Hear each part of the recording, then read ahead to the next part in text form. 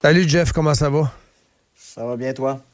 Très bien, mais dans les circonstances, j'ai de la misère à lire. Je me sens pas bien quand j'ai de la misère à décoder. On essaie toujours de décoder nos politiciens, évidemment. C'est des gens de ligue mineure, là. Sont faciles à décoder, puis on est capable de voir quand est-ce qu'ils mentent, c'est-à-dire très souvent. Mais dans le cas de Trump, là, tu sais, we're gonna reduce them to Stone Age, the Stone Age. Écoute... Là, son dernier tweet, lis-le parce que... Il y a 45 minutes de ça, il dit... c'est de la sauce. Il dit, ce soir, une civilisation tout entière va mourir et elle ne renaîtra jamais de ses cendres. Je ne veux pas que ça arrive, mais ça va probablement arriver. Écoute, c'est... Mais à la fin, il dit « God bless the great people of Iran ». Ouais, mais... Ah oui. Parce qu'au début, au début tu dis que tu vas les anéantir au complet. C'est une perte de contrôle totale. Puis on dresse un parallèle dans certaines revues politiques entre lui et Nixon, où Nixon disait à la fin, garde, je vais faire le malade mental, comme ça, ils vont avoir encore plus peur, le Viet Cong. Ouais. Ben écoute, on t'écoute. Les gens me disent, est-ce qu'il faut s'inquiéter suite au discours de Trump d'hier, puis sa promesse là, d'hier, puis de 45 minutes là, de ramener l'Iran à l'âge de pierre. Moi, je pense qu'il est vraiment sérieux, puis les raisons pour lesquelles il est sérieux, c'est que il est en train, lentement mais sûrement, de s'enliser dans un conflit où l'armée américaine paraît pas bien du tout, puis où il n'arrivera pas vraisemblablement à atteindre ses objectifs. T'sais, souvenez-vous du discours de mercredi dernier, Trump avait dit que l'Iran avait plus aucun système antimissile fonctionnel. Or, soit il racontait n'importe quoi, ou bien il mentait parce que l'Iran a fait la preuve qu'ils avaient encore les moyens d'abattre des avions américains. Oui. L'affaire du F-15 l'a bien montré, ainsi qu'il y a 2 hélicoptères qui ont aussi été détruits dans l'opération de sauvetage, en plus d'un avion A-10. Donc, tu sais, oui, ils ont réussi à sauver le pilote puis le copilote, mais je pense pas qu'on peut réellement parler ici d'une victoire, mais plutôt d'une catastrophe évitée de justesse qui aura coûté des centaines de millions de dollars en équipement perdu, mais en plus de montrer la vulnérabilité de l'armée de l'air américaine contre des gens que Trump décrit essentiellement comme des cutéreux médiévaux. Puis les pertes matérielles subies pendant cette opération de sauvetage-là s'ajoutent à celles qui ont déjà été subies. Hein. On rappellera que depuis le début de l'opération, à la fin février, il y a un avion ravitailleur qui a été détruit. Il y a un F-35 de 100 millions de dollars qui a échappé de peu à un tir de missile antiaérien. Il y a un hélicoptère chinois qui a été détruit. Puis on doit parler d'au moins un, sinon de deux avions AWACS qui ont été détruits sur une base en Arabie Saoudite. Puis ça, c'est humiliant. Puis contrairement à ce que Trump disait mercredi dernier, puis que aussi que les États-Unis avaient remporté la plus grande victoire militaire de tous les temps, moi, je pense qu'on est loin d'une victoire. Et d'une part, je pense qu'on ne congédie pas un des chefs de l'état-major des armées quand on a remporté une pareille victoire. On leur donne plutôt des médailles, puis on leur organise des parades sur Broadway. Ça sent la dissension au sein du Pentagone. Puis d'autre part, j'ai déjà dit, le régime des Mollahs, qu'on les aime ou qu'on les aime pas, la question n'est pas là. Le régime est encore en place. Ils ont probablement enfui aux 4 coins du pays leur uranium, s'ils en ont. Ils montrent aussi également leur capacité à résister puis à provoquer à tout moment une grave crise énergétique mondiale. Donc, tu sais, ils ont énormément de cartes en main. Puis le truc, c'est que Trump, vous le connaissez comme moi, c'est pas le genre de gars à accepter une défaite. Mais d'autre part, il est pas con au point de refaire un Vietnam ou un Irak 2.0. Donc, il doit tout faire, puis il va tout faire en son pouvoir pour faire plier les Mollahs. D'autant plus, ça c'est important de le rappeler, il commence à manquer de temps. Parce que lui qui avait initialement parlé d'une opération d'au maximum 6 semaines, il commence dangereusement à approcher la limite des 60 jours qui lui permettent pour aller au Congrès. De déployer des troupes à l'étranger sans l'approbation du Congrès. Donc, même si Trump a jugé cette limite qui était inconstitutionnelle, il y a quand même fort à parier qu'il y a beaucoup de membres du Congrès, tant démocrates que républicains, qui exigeraient qu'un vote ait lieu sur la question du financement puis de la prolongation de l'opération militaire. Or, compte tenu du faible taux d'approbation de cette guerre dans l'opinion publique américaine puis que les midterms approchent rapidement, on peut facilement s'imaginer qu'il pourrait y avoir une majorité de représentants qui s'opposeraient à Trump. Puis si ça devait arriver, il ferait alors face à une crise politique là, de grande envergure. Donc, le temps presse pour lui. Puis comment est-ce qu'il compte mettre fin à ce conflit-là avant d'atteindre la date limite des 60 jours sans avoir à envoyer des boots on the ground puis à s'enliser dans le conflit? Bien, c'est comme il l'a promis, c'est de ramener l'Iran à l'âge de pierre. Puis il risque de tout miser sur cette attaque dévastatrice là, qui promet, dans l'espoir que ça va forcer Téhéran à négocier. Puis là où j'ai une crainte, c'est la méthode qu'il va utiliser. Parce que, tu sais, dans l'histoire, contre quel autre pays les États-Unis se sont retrouvés en guerre contre un pays qui refusait obstinément d'abdiquer? C'était le Japon en 1945. Puis ça a pris la bombe nucléaire. C'est ça, c'était la seule façon de convaincre les Japonais que la guerre était perdue, c'était en utilisant non pas une seule fois, mais à 2 reprises l'arme atomique. Bon, évidemment, je suis pas en train de dire que Trump va nuker l'Iran ce soir, mais s'il veut impressionner l'Iran au point de les forcer à abdiquer, il va devoir utiliser des moyens conventionnels qui vont être tout aussi destructeurs qu'une arme de destruction massive. Tu t'attends à quoi de manière réaliste, là? De manière réaliste, qu'est-ce qui pourrait survenir? Écoute, ça va être des frappes, des missiles Tomahawk, ça va être... On a eu en masse de ça? Oui, ben... Parce que là, les messages en lettres majuscules, là, c'est la fin, c'est la fin. Il a mis la barre trop haute. Ben, c'est ça. Mais le truc, c'est malheureusement, je pense qu'il est sérieux parce qu'il n'y a pas le choix de mettre un terme à ce conflit-là au plus sacrant contre un ennemi, comme je disais, qui est très résilient, qui a la capacité de bloquer le détroit d'Ormuz puis de créer une crise énergétique mondiale. Tu sais, écoute, il n'y a pas le choix d'y aller fort. Fait que c'est pour ça que je dis, je pense qu'il est sérieux. Mais pas au point d'utiliser l'arme atomique, mais tous les moyens à sa disposition pour vraiment détruire toutes les infrastructures stratégiques.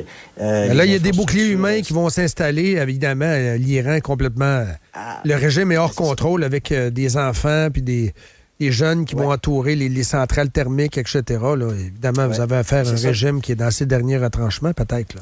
Mais c'est qui va en payer le prix? Hein? C'est les civils qui, selon Trump, sont prêts à accepter la destruction de leur pays pour pouvoir être libres.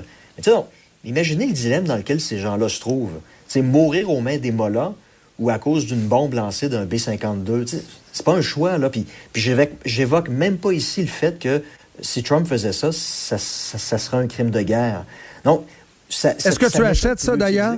C'est ça que le boss je sais, les Nations Unies, là, c'est pas nécessairement en vogue ces temps-ci, là, mais quand même. Crime de guerre, point d'interrogation, t'en dis quoi? Ben écoute, les règles de la guerre, les conventions de Genève, toutes les règles internationales disent que toute attaque doit être ciblée et s'attaquer uniquement à des cibles militaires. Et les belligérants doivent faire tout en leur pouvoir pour minimiser autant que possible les dommages collatéraux sur les civils. Donc, ça veut dire que frapper délibérément des villes tout entières de manière indiscriminée, c'est un crime de guerre. Maintenant, comment se porte l'OTAN ce matin? Ben, écoute... Est-ce que l'OTAN, il y a encore un pouls? Le pouls de l'OTAN, ça dépend des États-Unis. Si les États-Unis décident de détruire l'OTAN va arrêter d'exister. Puis si les États-Unis décident là, de maintenir l'organisation sur le respirateur... On peut pas dire que l'OTAN, peut pas dire que les Européens aident beaucoup dans ce dossier-là. Là. Oui, mais tu sais, d'une certaine façon, on peut les comprendre. Ils n'ont pas été consultés sur l'opération. Et puis, on peut pas dire non plus que Trump traite ses partenaires de l'OTAN depuis un an avec énormément de respect non plus. Hein. Puis même en fin de semaine, ce qu'il a rajouté sur Keir Starmer, puis surtout Emmanuel Macron... C'est pas un appel à la collaboration pour les partenaires de l'OTAN. Mais par contre, ce que l'Europe pourrait faire, puis là, écoute, ça pourrait être extrêmement dommageable pour les États-Unis. L'Iran a offert aux Européens de leur vendre du pétrole. Donc ça voudrait dire de laisser passer leurs pétroliers sans obstruction dans le détroit d'Ormuz. Si les Européens acceptaient de payer les Iraniens, non plus en dollars américains, mais en euros ou en yuan chinois. Vous savez comme moi, hein, l'économie américaine fonctionne malgré une dette immense à cause du pétrodollar. Oui. Parce que les échanges des produits pétroliers se font en dollars américains, ce qui crée une demande artificielle pour le billet vert. Puis ça a toujours été la grande crainte des États-Unis, que les pays commencent à acheter et à vendre du pétrole avec d'autres devises. Donc, là, en ce moment, l'Europe est dans marde depuis qu'elle n'achète plus de pétrole à la Russie. Puis les prix ont explosé en Europe depuis 4 ans, puis encore plus depuis le mois dernier. Et qu'est-ce que les Européens doivent aux États-Unis? Tu sais, qui leur balancent des tarifs sur la gueule depuis 1 an, puis dont leurs chefs politiques se font insulter sans arrêt par Trump. Fait qu'à quelque part, si les Européens voulaient vraiment faire mal aux États-Unis, le prix de l'unilatéralisme américain, ça pourrait ultimement mener à leur marginalisation si les Européens décidaient d'accepter la deal iranienne. Donc, peut-être que le manque de volonté de la part des partenaires européens de collaborer avec les États-Unis, c'est pas juste parce qu'ils sont pas prêts ou pas parce juste qu'ils l'orgueil. détestent Trump. Peut-être qu'ils sont en train de calculer le coût à venir, puis ils se disent, est-ce qu'on peut encore réellement se fier aux États-Unis comme partenaire fiable?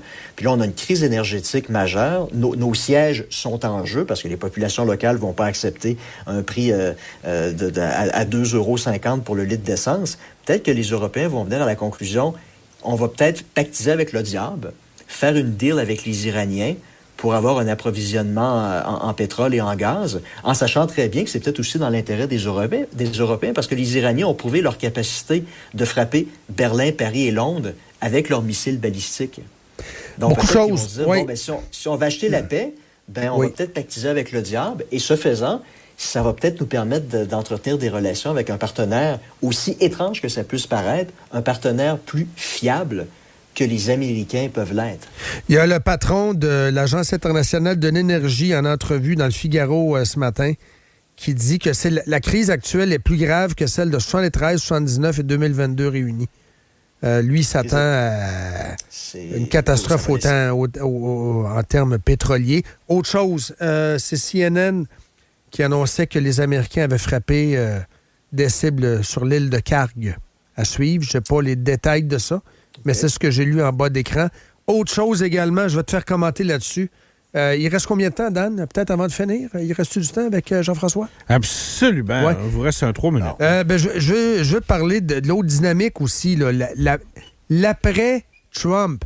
Il y a Vance qui est en Hongrie pour faire un discours pour appuyer le président qui s'en va dans les législatives, le pays qui s'en va dans les législatives. Orban, qui n'est pas sûr de remporter les élections. Oui, mais c'est un peu serré. Particulier, là. Je veux dire, on est en guerre, c'est majeur, mais Vance prend l'avion, mais il s'en va en Hongrie. What the heck? Comme dit Dan, parce qu'on l'a commenté durant la pause, est-ce qu'il n'est pas en train de préparer l'après, un genre de post-MAGA? Parce que MAGA aura besoin de se faire reniper, là. Le brand est plus très bon, là. Ben, ça se pourrait-tu que Vance a accepté d'aller en Hongrie parce qu'il veut pas être vu à Washington? C'est tout ça, là. C'est rattaché à ce qu'on dit, là. Oui. Vance a toujours dit, pendant la campagne présidentielle, il dit, vraiment, lui, c'est lui qui incarne America. C'est le dauphin, c'est MAGA.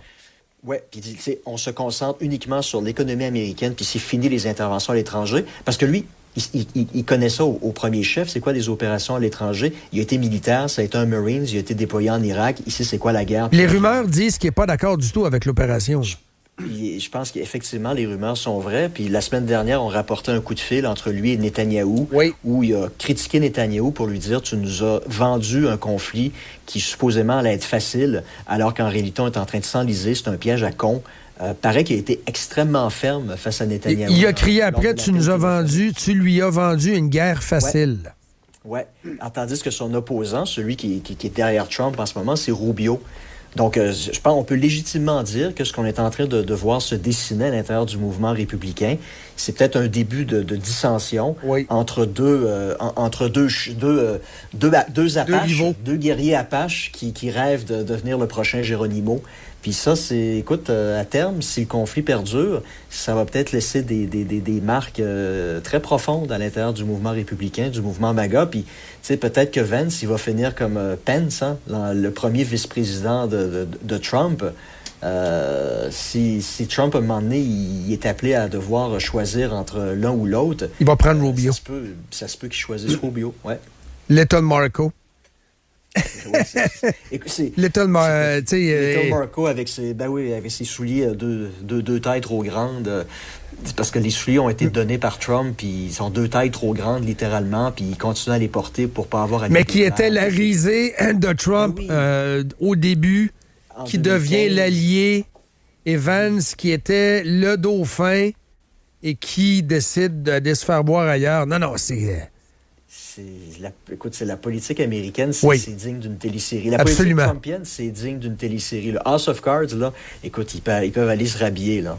Non, c'est clair. rien à comparer de ce qui se passe à chaque semaine à la Maison-Blanche. C'est clair. Merci beaucoup. On se reparle assurément. Merci, Jean-François. Salut, Bye. bonne journée. Bye. Salut, bye.